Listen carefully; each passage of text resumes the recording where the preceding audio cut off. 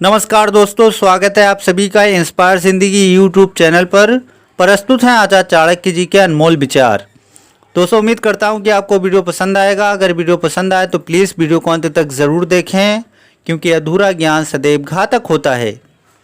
दोस्तों, आचार्य चाणक्य ने जीवन की कठिनाइयों से पार पाने के लिए अपने नीति ग्रंथ में कई प्रकार के उपायों का वर्णन किया है।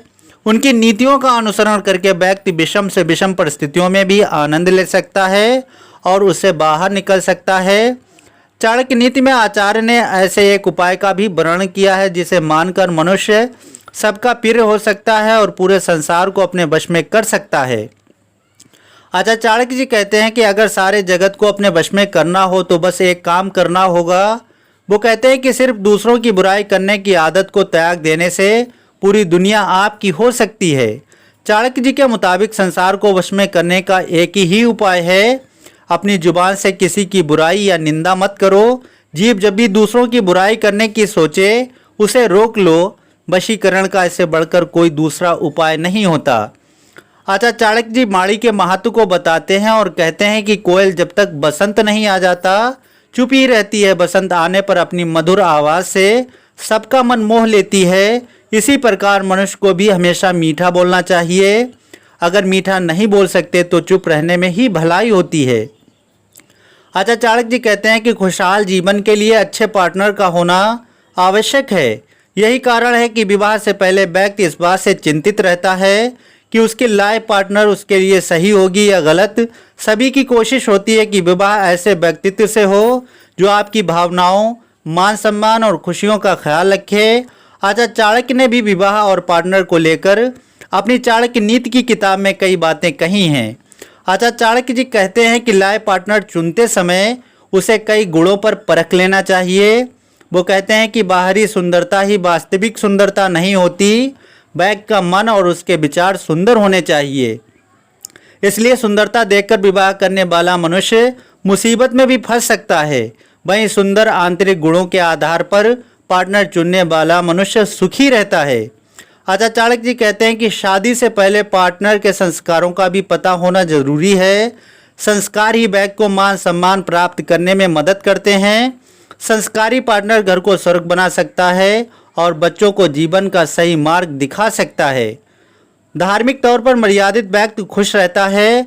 चाणक्य जी के मुताबिक व्यक्ति को अपने पार्टनर में धर्म कर्म के प्रति विश्वास और मर्यादा को भी देखना चाहिए।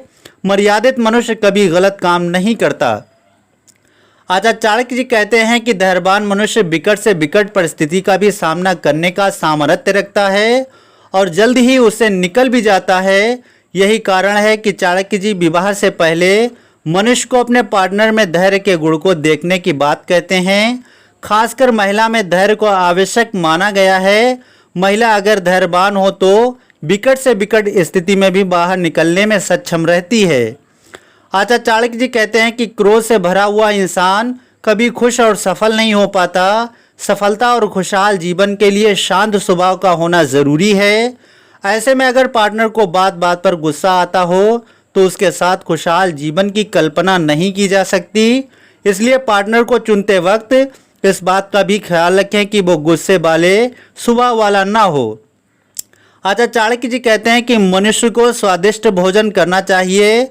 जीने के लिए भोजन आवश्यक है, लेकिन इस बात का भी ध्यान रखना चाहिए कि खाया जाने वाला भोजन पच जाए। अगर व्यक्ति का स्वास्थ्य उस भोजन को पचाने की स्थिति में ना हो तो भोजन उस व्यक्ति के लिए विष के समान है। आचार्य चाणक्य जी कहते हैं कि मनुष्य तभी सुखद जीवन जी सकता है जब उसकी आर्थिक स्थिति मजबूत हो। गरीब दरिद्र व्यक्ति को शादी और घर जैसे भार विष के समान लगते हैं।